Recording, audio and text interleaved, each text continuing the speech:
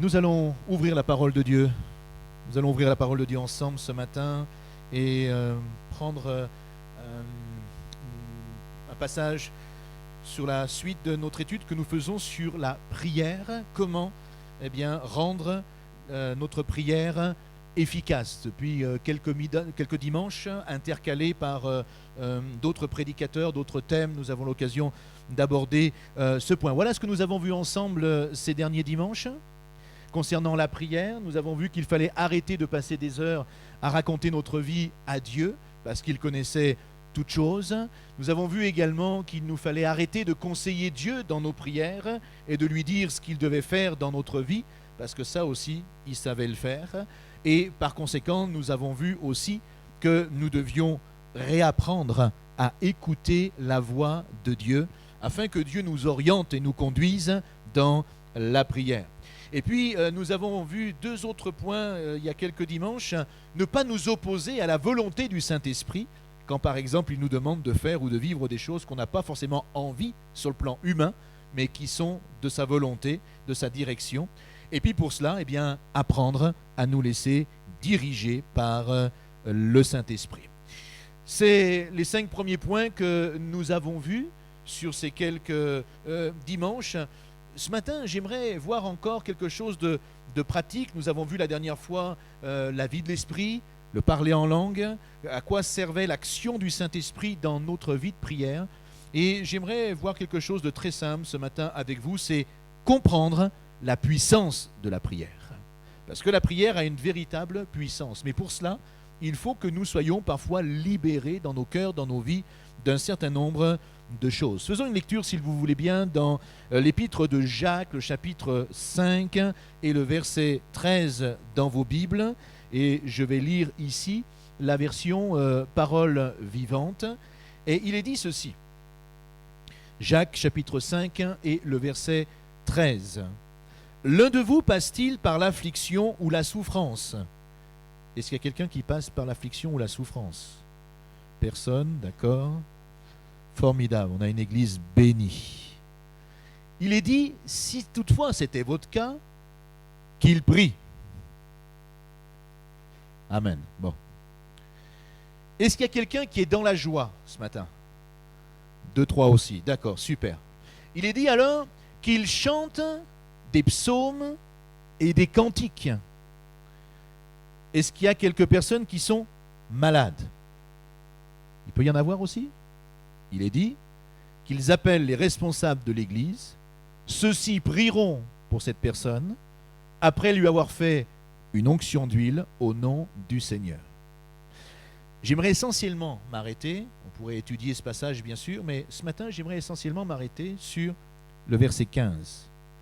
La prière faite avec foi sauvera le malade et le Seigneur le relèvera. S'il a commis des péchés, ils lui seront pardonnés.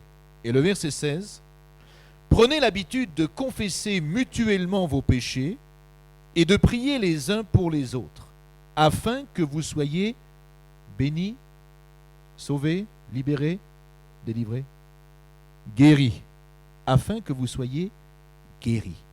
La priante fervente d'un homme juste, d'une femme aussi, possède une singulière puissance.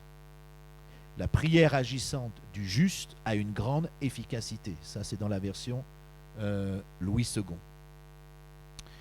Une autre version nous dit également « Priez, confessez, afin que vous soyez restaurés dans votre esprit et dans votre cœur. » Est-ce que vous pouvez dire avec moi ce qui suit ce matin? Lorsque je fais une prière sincère qui vient du cœur de Dieu, je libère une puissance qui est capable de changer les circonstances de ma vie. Est-ce que vous croyez ça? Est-ce qu'on peut le lire ensemble? Est-ce qu'on peut dire ça ensemble? Lorsque je fais une prière sincère qui vient du cœur de Dieu, je libère une puissance qui change les circonstances de ma vie. Alléluia. Est-ce que vous croyez fermement à cela? Est-ce que vous avez foi en cette parole? Vous connaissez ce prédicateur Watchman Nee qui a dit ceci: la prière est le domaine le plus merveilleux, mais aussi le plus mystérieux du domaine spirituel. C'est vrai, hein? En fait, la prière est une dimension spirituelle que nous ne voyons pas avec nos yeux, n'est-ce pas? Mais dans laquelle il nous faut entrer pour faire quoi? Eh bien, tout simplement pour nous associer avec Dieu, afin d'obtenir des choses pour notre vie, pour notre famille, pour l'Église, pour la société, pour notre vie sociale, etc., etc., ou ceux qui sont autour de nous. Des choses, en fait, que Dieu a déjà préparées à l'avance pour nous, mais des choses que nous n'aurons pas si nous les demandons pas. Est-ce que vous êtes d'accord? Il nous faut demander pour pouvoir recevoir. Vous avez remarqué parfois tous ces gens qui disent « Mais si Dieu existait, je ne serais pas dans cette situation. » Parfois, ma réponse est très simple. Mais as-tu déjà demandé à Dieu de ne pas être dans cette situation? Pour beaucoup de personnes, parce qu'ils peuvent imaginer que Dieu existe, donc Dieu doit tout faire tout seul. Et que comme par magie, comme par enchantement, les choses devraient se faire de manière automatique et systématique. Mais ça ne répond pas. Et le problème, c'est que parfois, même des chrétiens sont dans ce domaine-là et croient ce genre de choses. C'est pour cela que Jacques, chapitre 4, verset 3, nous dit « Vous demandez et vous ne recevez pas. » Pourquoi? Parce que vous demandez mal. Arrêtons un instant sur le mot « prier ». On a déjà vu pas mal de choses, mais on va essayer de compléter un petit peu notre étude ce matin. Prier, c'est demander, solliciter, supplier.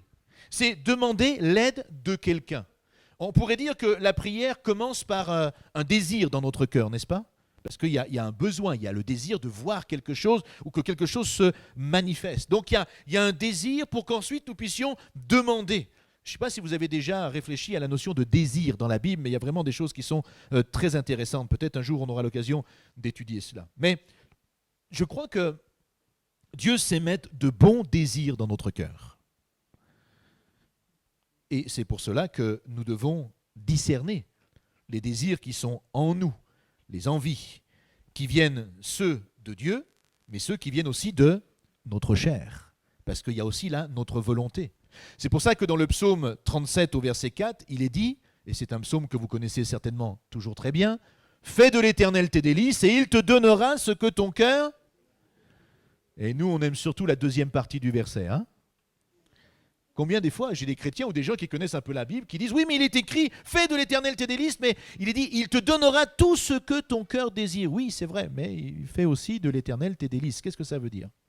Et il nous faut entrer un petit peu dans cette compréhension. La réalité, c'est que vous et moi, nous avons bien des désirs, n'est-ce pas? Mais beaucoup de désirs aussi qui sont simplement charnels. Mais nous devons comprendre ce matin que à tous nos désirs charnels, Dieu ne nous a jamais fait la promesse qu'il répondrait à chacun. Dans certains domaines, il répondra, peut-être que dans d'autres, il ne répondra pas.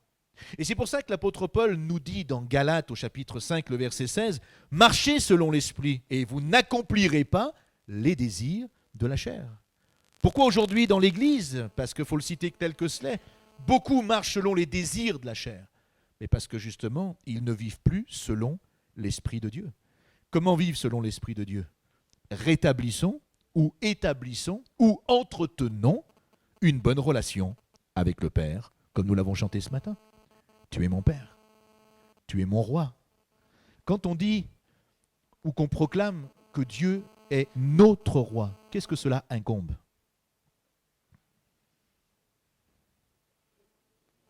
Qu'on est les sujets du roi. Par conséquent, je suis soumis, comme nous l'entendons parfois, nous faisons allégeance au roi. Nous nous soumettons au roi. Donc, en d'autres termes, ça veut dire que si je dis que Dieu est mon roi, ça veut dire que je lui permets de régner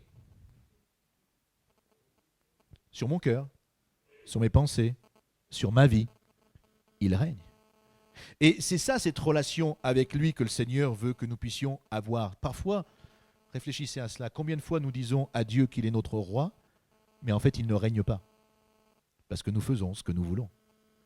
Parce que nous agissons selon notre propre désir, selon notre propre volonté. Nous avons besoin de laisser Dieu nous inspirer, afin de permettre ensuite au Saint-Esprit de nous diriger Et quand nous accomplissons ce processus, eh bien nous voyons ensuite quoi donc? Parce que nous sommes dans cette intimité avec Dieu, eh bien nos désirs vont changer. Nos désirs ne seront plus des désirs charnels, des désirs humains, mais nos désirs vont devenir les désirs de la volonté de Dieu à accomplir dans notre vie. Moi, au début de ma conversion, j'avais un vrai problème avec ça. Pourquoi j'avais un problème avec ça? Parce que je me disais, oui, mais c'est comme si Dieu me forçait à avoir ses propres désirs. Alors que moi, j'ai des désirs, j'ai des envies peut-être, et vous en avez peut-être certainement, et vous vous dites, mais alors comment ça se passe? Non, Dieu en fait n'oblige personne.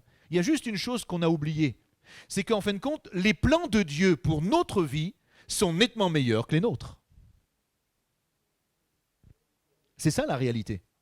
Et que Dieu ne veut pas nous obliger à vivre quelque chose ou à faire quelque chose. Dieu veut simplement nous faire entrer dans son plan de vie, dans son plan d'action qui est tellement plus merveilleux, parfois difficile, compliqué, mais glorieux parce qu'il l'a prévu pour nous à l'avance et il souhaite que nous puissions entrer là.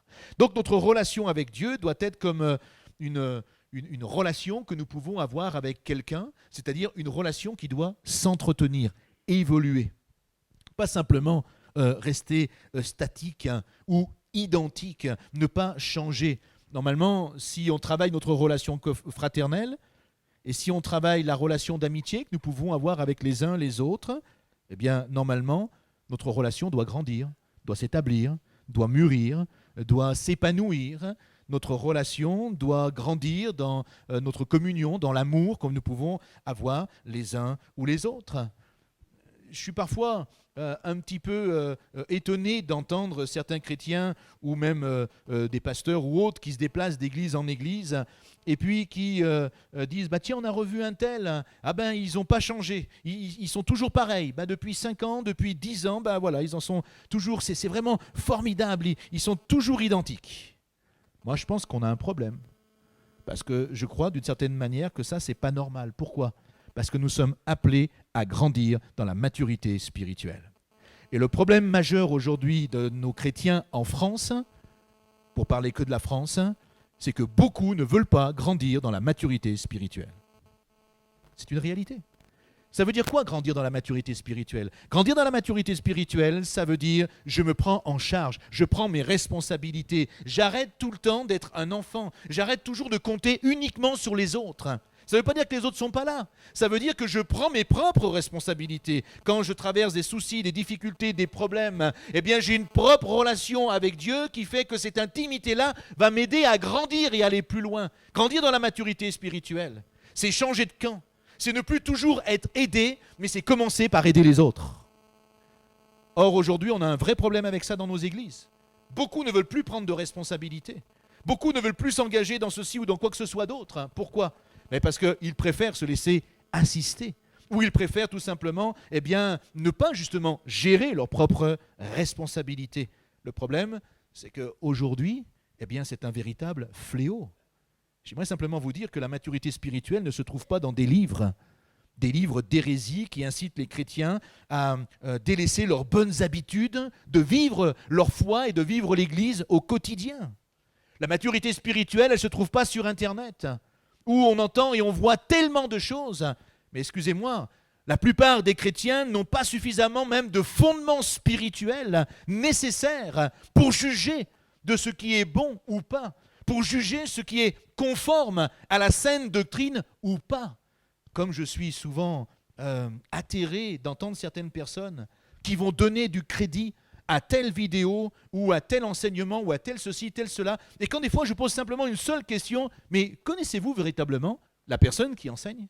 Connaissez-vous véritablement la personne qui apporte là ce message, cette prédication ?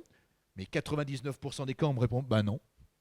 On en entend juste parler sur Internet. Moi, je crois que lorsqu'on apporte un message spirituel, ce qui est le plus important dans un premier temps, ce n'est pas le message, c'est qui porte le message. Quel est son témoignage? Ce qu'il a fait? Est-ce que cet homme, cette femme a du crédit encore aujourd'hui aux yeux de Dieu? Et je suis tellement outré de voir tout ce qui se passe aujourd'hui sur les réseaux sociaux, sur des sites de divulgation, de vidéos ou d'enseignement. Et là où je suis le plus outré, ce n'est pas ces gens qui font, ce qu'ils veulent faire, parce que ça, après, chacun, c'est leur problème. Mais c'est d'entendre des chrétiens qui ne vont même pas vérifier qui est-ce, qu'est-ce qu'ils font, quel est leur témoignage, d'où ils sont, qu'est-ce qu'ils ont bâti, qu'est-ce qu'ils ont créé, qu'est-ce qu'ils ont édifié, qu'est-ce que Dieu a fait avec eux. Et c'est la raison pour laquelle nous avons autant de gens en francophonie, mais aussi ailleurs, qui sont, comme on appelle, des autoproclamés. Des gens qui ne sont reconnus par personne, ni par aucune église, ni par quoi que ce soit. Ils sont juste reconnus par eux-mêmes et le petit groupe d'amis qu'ils ont. Ça, c'est un véritable fléau et c'est anti-biblique. La Bible nous dit que les ministères, qui est-ce qui les définit et qui est-ce qui les approuve? C'est qui? Une fois que le Saint-Esprit appelle un homme, une femme, ensuite, il y a l'expression de cette personne-là au sein de l'église locale, et c'est l'église locale qui envoie. Quand vous lisez les Actes des Apôtres, ça s'est toujours passé de cette manière-là. Pourquoi? Parce que ceux qui sont partis avaient l'accréditation de l'église locale. Ils ne sont pas partis selon leurs propres convictions uniquement. Ils ne sont pas partis parce qu'ils ont soi-disant reçu une prophétie. Non, ils sont partis parce qu'il y avait une accréditation. Il y avait non simplement l'approbation de Dieu, mais il y avait aussi l'approbation de l'Église. Aujourd'hui, il y en a qui cherchent une approbation de Dieu, mais même s'ils ne l'ont pas, de toute façon, ils ne cherchent aucune autre approbation. Ils font ce qu'ils font. Ça, ce n'est pas une marque de maturité spirituelle. La maturité spirituelle, elle se trouve dans une vraie relation avec Dieu, entretenue chaque jour par un cœur à cœur, un partage sincère avec Dieu. C'est quoi un partage sincère? Un partage sincère, c'est de permettre à Dieu de nous dire que parfois, on ne prend pas le bon chemin. On se trompe. Que ce n'est pas là qu'il nous faut. Et même si ce n'est pas une grossière erreur, simplement le fait de permettre à Dieu de lui dire, c'est pas là que je te veux. Parce que j'ai prévu pour toi quelque chose d'autre. Et là, ça fait la différence entre ceux qui sont animés par un esprit qui est tout simplement des mobiles personnels, une convoitise personnelle, des ambitions personnelles. Et combien de chrétiens aujourd'hui sont saisis tout simplement par des ambitions personnelles? Vous leur proposez certaines choses, non, c'est pas assez bien pour eux, c'est pas assez en vue, c'est pas assez voyant, c'est pas dans leur attente. Ah, mais ils vous le diront jamais, ils en parleront à d'autres. Ils feront leurs choses parce que dans leur cœur, ce qu'ils désirent, eh bien, c'est tout autre chose. Je crois que tant que nous marchons, tant que nous continuons à avancer dans cette relation avec Dieu, au travers de nos propres ambitions, Dieu ne peut pas véritablement nous exaucer. Nous avons besoin de mourir à nous-mêmes pour laisser ensuite Dieu faire les choses. Et quand c'est Dieu qui fait les choses, c'est complètement différent. Vous connaissez l'œuvre de la sentinelle de prière, par exemple. Elle existe depuis une dizaine d'années. Mais lorsque Dieu nous a interpellés en 2002 pour développer cette œuvre d'intercession et la développer comme nous l'avons développée aujourd'hui, mais on n'avait pas envie de faire ce que Dieu nous demandait de faire. Notre première réaction, ça a été de dire non. Parce que moi, j'avais justement, à l'époque, d'autres ambitions, d'autres projets, d'autres choses que je voulais faire, que je voulais accomplir. Et puis, j'ai compris une chose.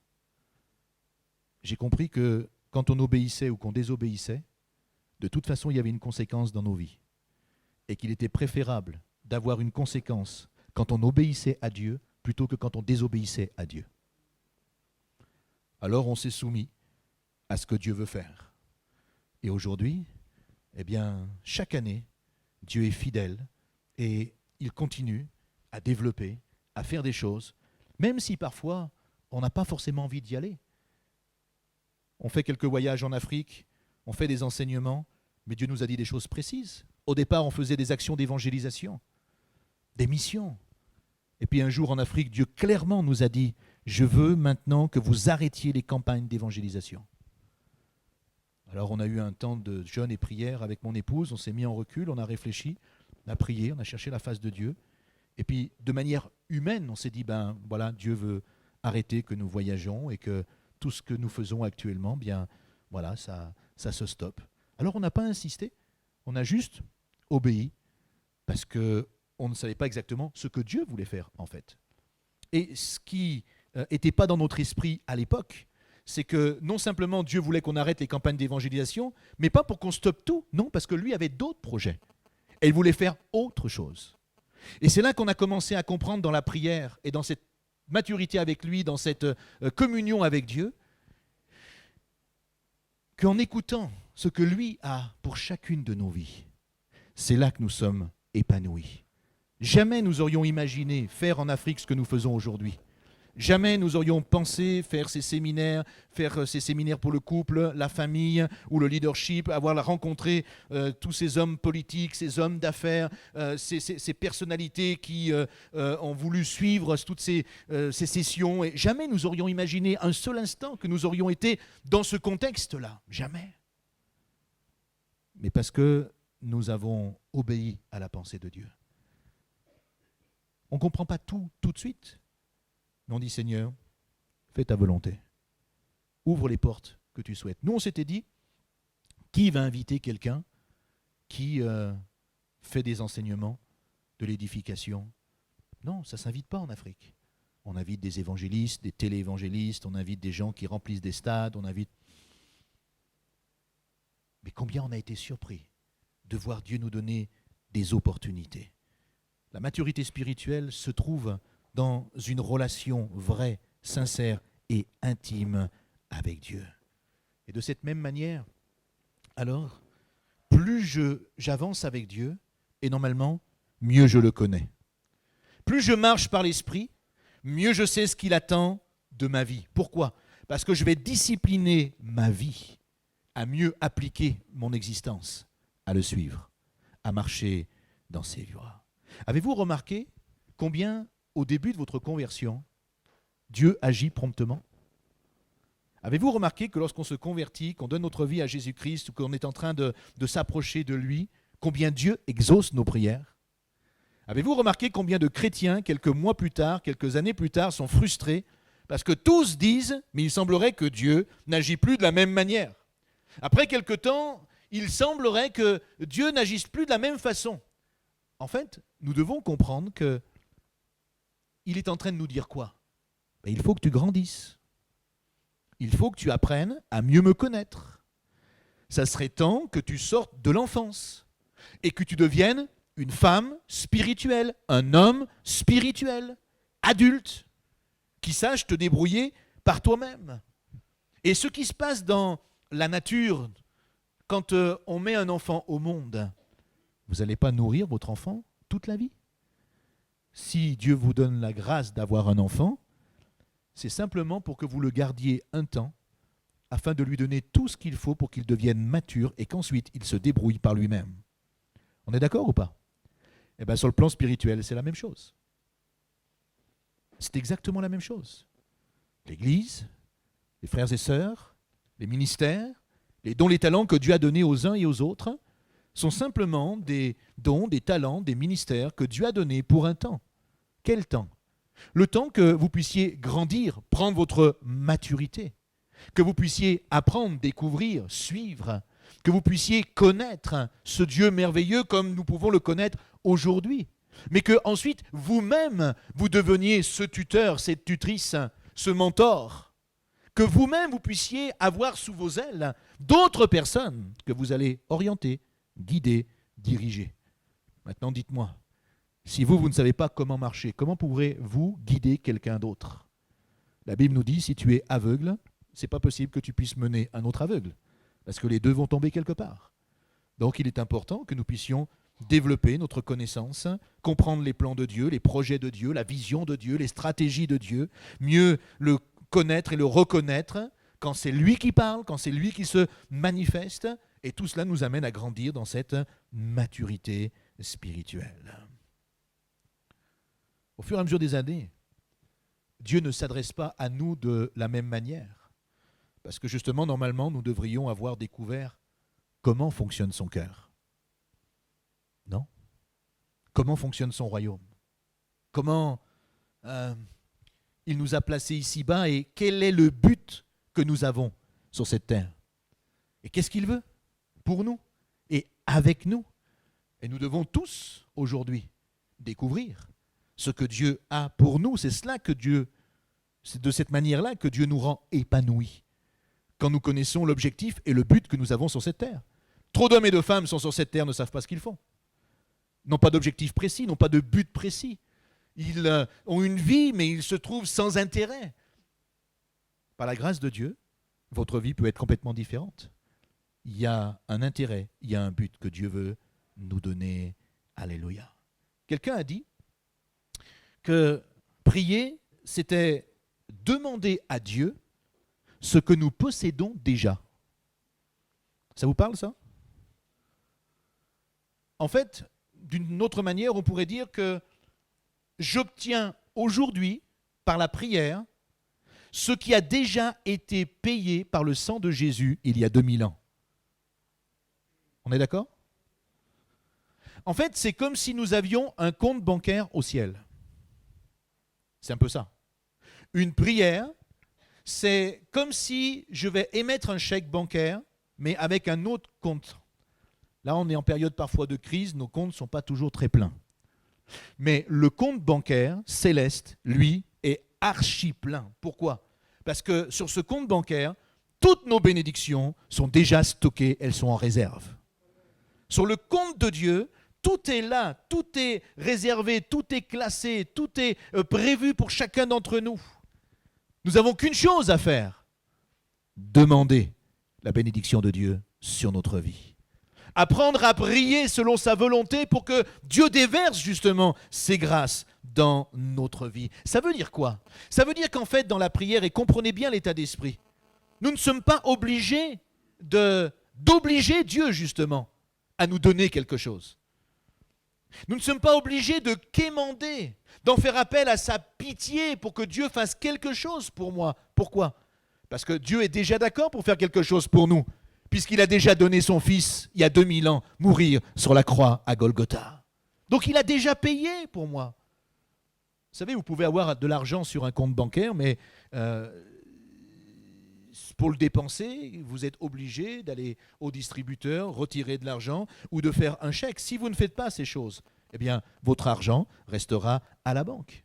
Eh bien, demandez à Dieu, priez, c'est comme si vous émettiez un chèque, mais de votre compte céleste.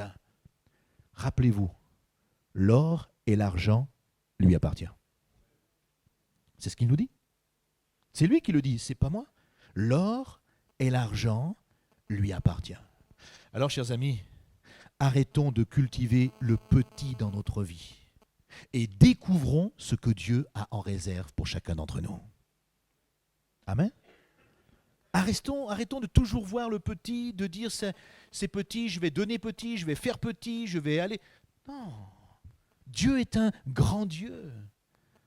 Arrêtez de dire à Dieu que vous avez des grands problèmes, que vous ne pouvez pas. Commencez à dire à Dieu, ou plutôt à vos problèmes, que vous avez un grand Dieu, un Dieu puissant.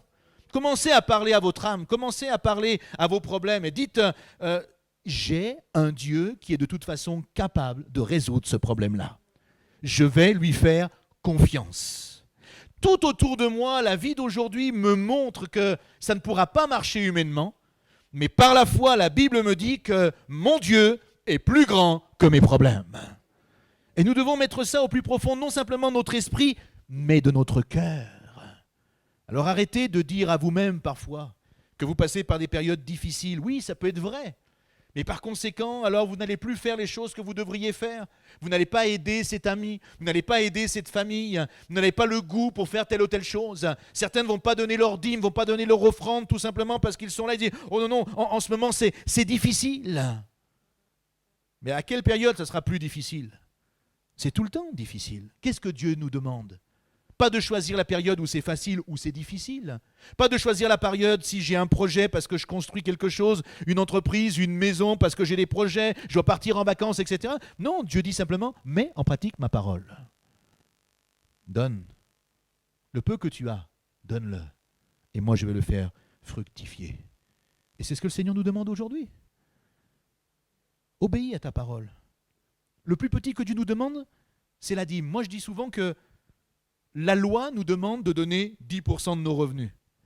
Mais la foi commence à 11. Un cœur qui est libéré. Vous savez, beaucoup de gens sont parfois dans la névrose. Beaucoup de personnes sont angoissés, craintifs. Parfois certains un peu même dépressifs. Et ils sont là, ils ont peur du lendemain, ils ont peur de ce qui va se passer. On ne sait pas quelles sont les années qu'on va... C'est vrai qu'on ne sait pas. Mais il y a 20 ans, on tenait le même dialogue. Et puis, il y a plus de 20 ans en arrière, c'était encore comme ça. Mon père disait à l'époque, quand il a appris qu'on allait se marier, il me disait surtout, faites pas d'enfants, hein, parce que avec les temps dans lesquels on est aujourd'hui, ça va être terrible pour eux. Vous avez jamais entendu ça? Mais heureusement qu'on ne l'a pas écouté, parce qu'on bénit Dieu pour les 3 merveilleux enfants que Dieu nous a donnés. Et même si la vie n'est pas facile, même si effectivement les circonstances et les situations sont compliquées, on avance. Pourquoi? Parce qu'on fait confiance à Dieu. Vous savez pourquoi la plupart des chrétiens sont angoissés? Parce qu'ils ne savent pas donner. Je ne parle pas simplement de la dîme, de l'argent, etc. Non, ils ne savent pas donner tout simplement, tout court. Ils ne savent pas donner aux autres, donner de leur talent, donner de leurs dons, donner de leurs capacités, aider son prochain, aider le voisin. Vous avez des gens aujourd'hui qui sont angoissés, ils ont des garages qui sont pleins de matériel, plein d'affaires, plein de victuailles, plein de choses, des caves, etc. Mais ils sont quand même angoissés. Vous savez pourquoi? Parce qu'ils ont peur de tout perdre. Si tu n'avais rien, tu n'aurais pas peur. Tu ne serais pas angoissé. Tu serais libéré, totalement affranchi. Mais il y a une autre possibilité pour t'affranchir, c'est d'apprendre à donner. Combien ça procure de la joie quand on donne, quand on fait du bien. Pourquoi on fait du social? Parce qu'au travers du social, on apprend à donner. Et donner, ça fait du bien. De voir des gens qui reçoivent quelque chose, on a l'impression, d'une certaine manière, d'avoir tout simplement fait ce que Dieu nous avait demandé de faire. On n'a rien demandé en retour. On a juste donné le peu que Dieu nous avait donné. Et quand on commence à comprendre ça, notre vie est en train de changer. On ne vit plus dans la crainte, on ne vit plus dans l'angoisse. Vous savez, la GForest, prenez le budget de cette année, il nous faut 10 000 euros chaque mois à peu près, en moyenne, pour faire fonctionner la GForest. Vous croyez que toutes les nuits, je passe à réfléchir, à savoir comment on va avoir ce mois-ci 10 000 euros pour faire telle ou telle chose et pour pouvoir payer nos loyers, les charges, etc. Mais jamais de la vie. Jamais de la vie. Au début, oui. En 2003, et puis quand on a développé toute l'action sociale, oui, au début, pendant quelques mois, parce que c'était le début pour moi, je ne savais pas comment les choses allaient se mettre en place, je me suis posé ces questions-là.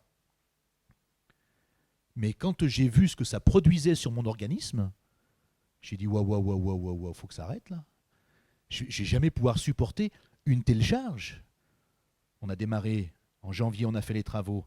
En février, on a fait l'ouverture de la boutique. Le premier jour, on a fait 1 euro de recette.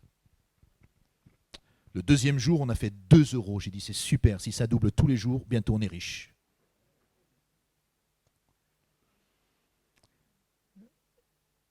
Mais quand après, vous avez 2500, 3000 euros de loyer, quand il y a les charges qui sont là, vous dites, waouh, comment on va faire?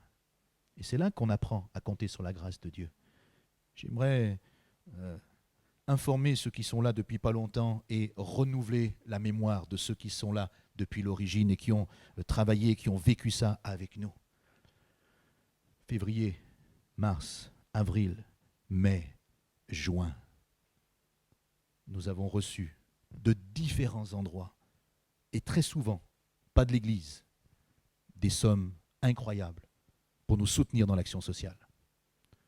Et ça nous a permis, au fur et à mesure des mois, de payer les loyers, de payer nos charges, etc. Et Dieu savait tout ça. Et à partir du mois de juin, juillet, eh bien, on a commencé à trouver un équilibre. On se faisait petit à petit connaître, les choses se mettaient en place.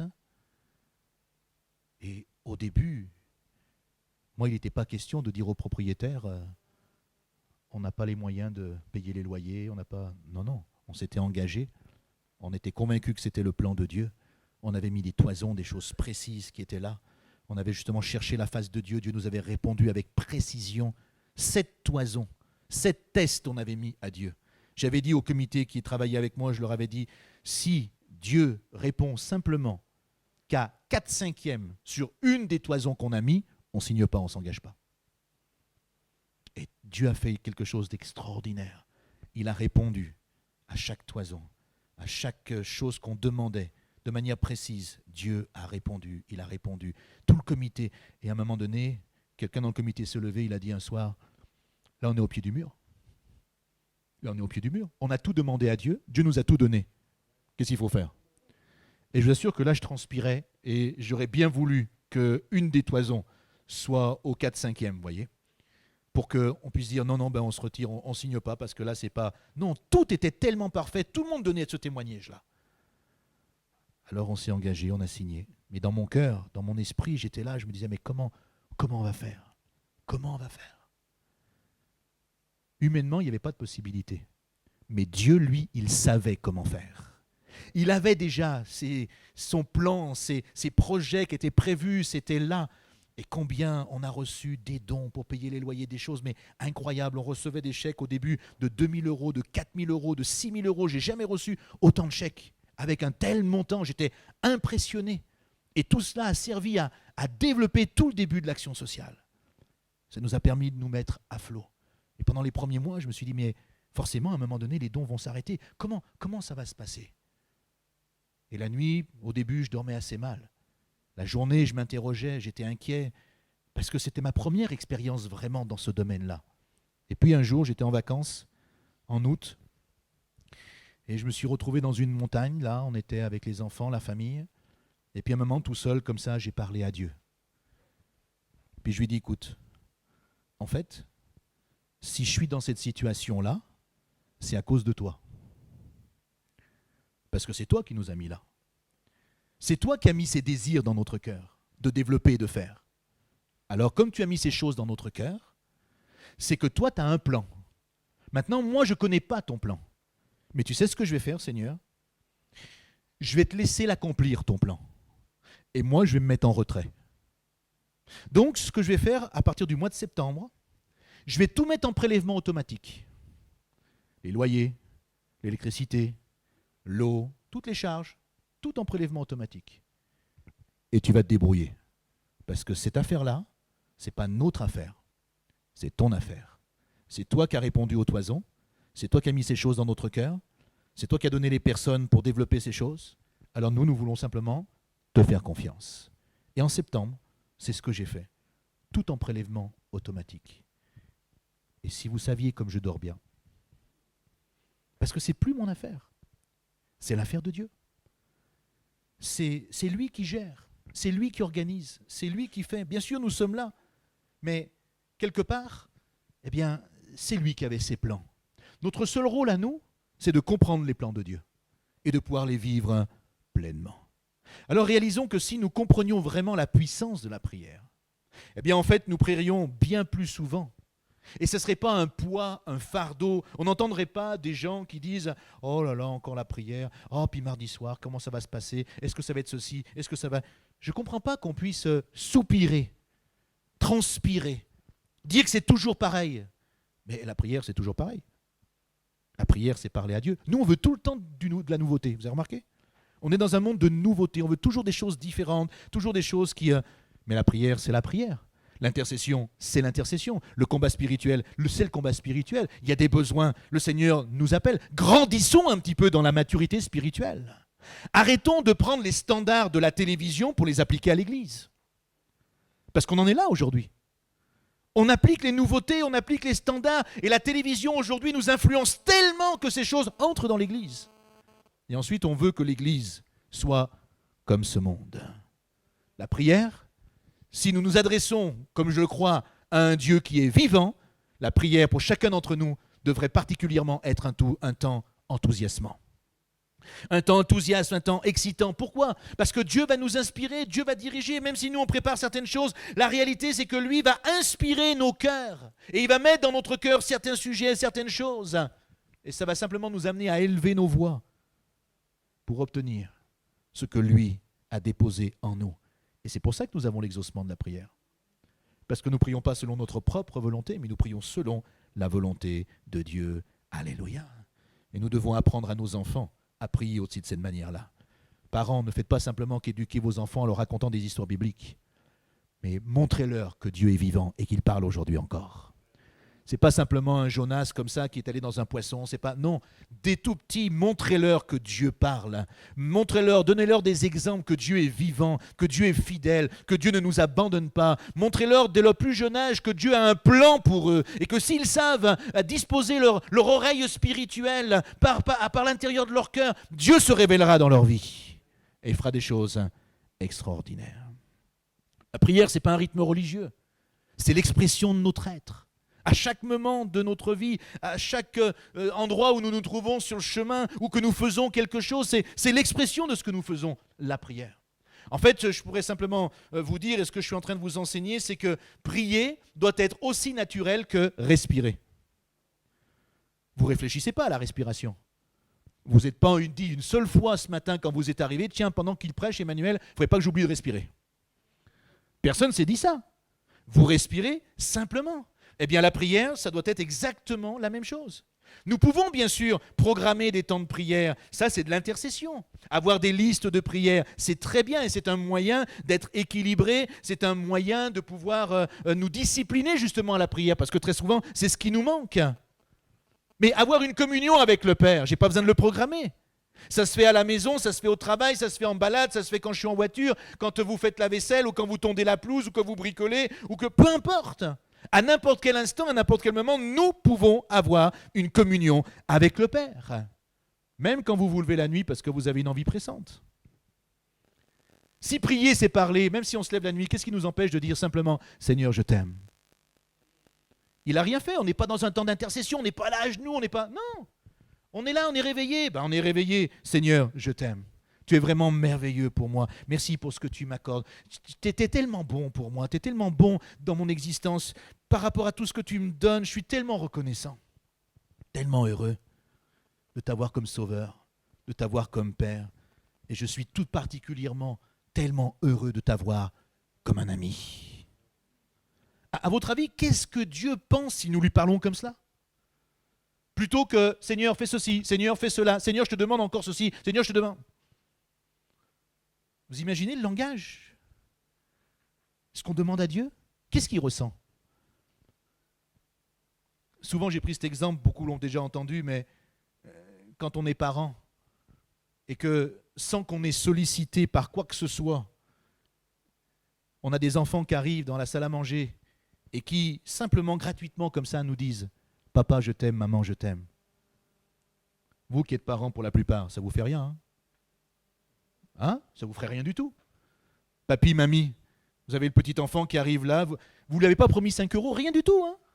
Même pas de sortie, rien du tout, simple, gratuitement comme ça. L'enfant vient, il arrive et il vous dit tout simplement « Ah, je t'aime papy, je t'aime mamie.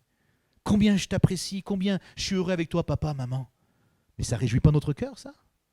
Bien sûr que oui. Une telle attitude réjouit notre cœur. Mais quand nous faisons la même chose avec Dieu, imaginez-vous combien le cœur de Dieu est réjoui lorsqu'il voit, lui le Père, ses enfants célestes, s'approcher de lui à n'importe quel moment. Pas pour lui demander simplement quelque chose, mais simplement pour lui dire « Seigneur, je t'aime. Jésus, je suis tellement reconnaissant. Merci. » Parfois, je ne sais pas quoi demander au Seigneur, pourtant il y a plein de sujets. Mais très souvent dans la voiture, je suis là ou ailleurs et je dis « Je suis reconnaissant de t'avoir connu un jour. Merci de m'avoir accepté et m'avoir fait entrer dans le corps de Christ. Merci d'avoir fait de moi un de tes enfants. Merci aussi de me garder dans ta parole, de me garder dans ta doctrine. Il y a tellement de déviance aujourd'hui. Garde-moi. Garde tes enfants, garde ma famille, garde mon épouse, garde l'Église.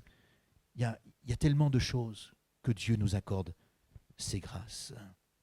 Nous sommes ses enfants. Pas simplement ses servantes ou ses serviteurs. Pour certaines personnes, il y a simplement la notion de service.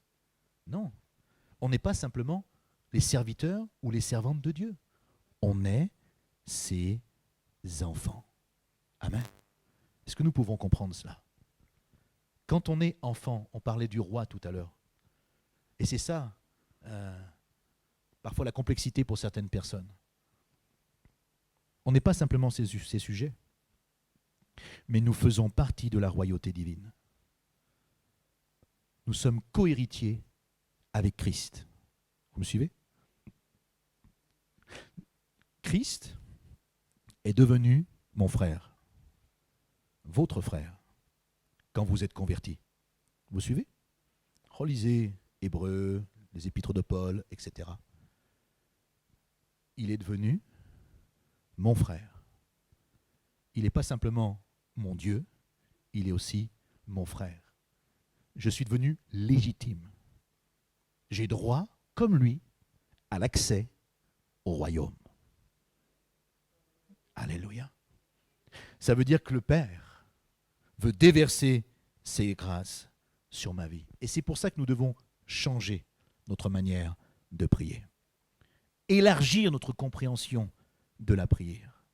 Et ne pas simplement rester toujours fixé sur nos propres besoins.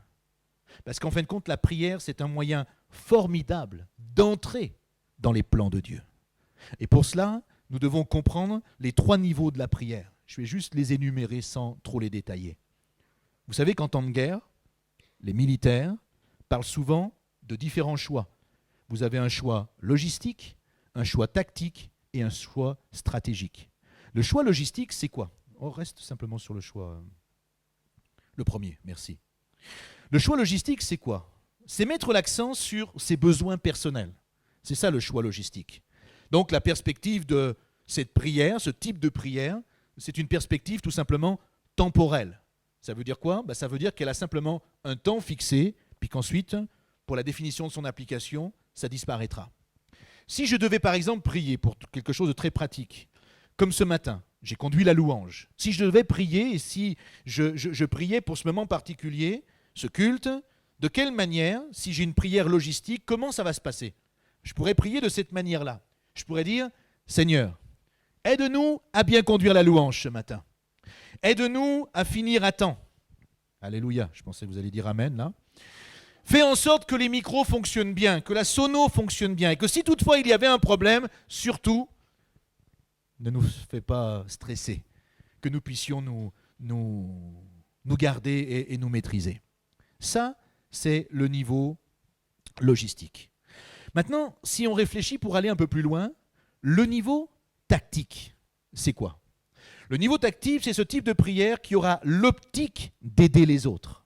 Mais cette prière va aussi encore avoir une dimension temporelle. Si l'on doit faire ce genre de prière toujours pour le même contexte, le culte du dimanche matin, on pourrait prier de cette manière-là. On pourrait dire, Seigneur, bénis tous ceux qui participent à l'organisation de ce culte aujourd'hui, bénis l'assistance, et que ce culte, inspire chacun d'entre nous. Notre type de prière. On pourrait dire que c'est un peu mieux que la précédente, mais elle ne touche pas encore vraiment, je pense, le cœur de Dieu qui, lui, vise le monde. Pour cela, nous avons besoin d'atteindre le niveau suivant. Et on va parler du niveau stratégique. C'est quoi le niveau stratégique dans la prière? C'est simple. C'est une prière qui ne sera plus centrée sur nos propres besoins, sur nos propres désirs, sur nos propres envies, sur ce que nous allons faire, mais nous allons centrer la prière sur le but ultime de Dieu, que lui a pour l'humanité. Cette prière, elle n'est plus temporelle, mais cette prière, elle a une perspective éternelle. Son objectif, c'est quoi? C'est en fait, dans cette prière, de rechercher le cœur de Dieu, ses projets, ses plans, plutôt que notre propre satisfaction ou nos préoccupations humaines. Une prière stratégique, toujours avec le même exemple du culte du matin et du temps de louange, serait peut-être celle-ci. Seigneur, que dans cette réunion ce matin, des disciples se lèvent aujourd'hui. Quoi qu'il se passe à la technique, avec les musiciens ou avec quiconque d'autre sur l'estrade, sers-toi de ce culte pour te glorifier et pour que ton royaume progresse sur cette terre. Amen. Vous comprenez? 3 niveaux. Logistique, tactique et stratégique. Cette forme de prière est une prière qui va élargir votre vision et élargir votre sphère d'influence. Maintenant, pour terminer, on va juste régler 2 petits problèmes très rapides. Le premier problème, c'est qu'il y a des gens qui ne prient pas. Pourquoi? Parce qu'ils ne comprennent pas la puissance de la prière. Et souvent la question m'est posée, mais finalement, qui devons-nous prier? Eh bien, on va revenir tout simplement à l'enseignement de Jésus. Jean, chapitre 16, le verset 23, nous dit « Ce que vous demanderez au Père, il vous le donnera en mon nom, dit Jésus. » Donc la Bible ici nous enseigne à prier le Père au nom de Jésus. Et Jean 15, 16 nous dit également « Ce n'est pas vous qui m'avez choisi, mais moi, je vous ai choisi, je vous ai établi, afin que vous alliez et que vous portiez du fruit, et que votre fruit demeure. » Et il rajoute « Afin que ce que vous demanderez au Père, encore une fois, en mon nom, il vous le donne. » Amen. Donc nous prions le Père en son nom. Et puis, une deuxième chose que nous pouvons régler, c'est qu'il y a des personnes qui ne prient pas tout simplement parce qu'elles ne se sentent pas justes devant Dieu. Combien de chrétiens ne prient pas parce qu'ils se sentent coupables? Ils ont un problème quelque part. Alors ils disent, ben non, je ne peux pas prier parce que comme nous l'avons lu tout à l'heure en introduction, la prière du juste a une grande efficacité, nous dit Jacques chapitre 5, le verset 16. Alors certains disent, ben voilà où est mon problème. Je comprends pourquoi Dieu ne m'exauce pas, je ne suis pas juste. Donc, Dieu ne m'exauce pas. J'aimerais juste vous dire ceci ce matin. Si vous êtes né de nouveau, vous êtes juste.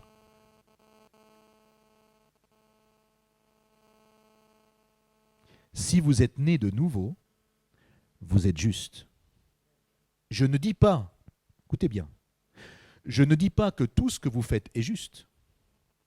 Je ne dis pas que tout ce que vous dites, tout ce que vous pensez est juste. Je dis, si vous êtes né de nouveau en Jésus-Christ, vous êtes devenu juste. Et il y a une grande différence entre les deux.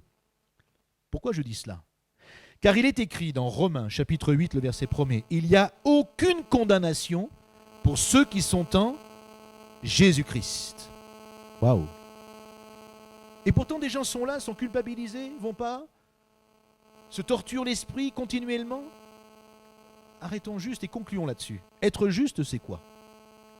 Être juste, c'est le pouvoir de se tenir devant le Seigneur par sa grâce. À cause de quoi? À cause du sang de Jésus qui a coulé pour nous il y a 2000 ans, encore une fois. C'est pas moi qui l'invente. C'est Paul qui le dit aux Corinthiens, chapitre 5, le verset 17. Il dit « Si quelqu'un est en Christ, il devient une nouvelle création. » Par conséquent, verset 21, « Celui qui n'a pas connu le péché, il l'a fait, donc Jésus, il l'a fait devenir péché pour nous, afin que nous devenions en lui, quoi donc? Justice de Dieu. » Donc Dieu a permis que le péché affecte Christ pour qu'il devienne, et que nous devenions maintenant nous-mêmes justice. Alors arrêtez de vous morfondre constamment, arrêtez de vous culpabiliser régulièrement. En Jésus-Christ, vous êtes devenus justes par son sang et par son sacrifice. Ce n'est pas par vos œuvres, mais parce que Jésus a accompli que nous sommes justes.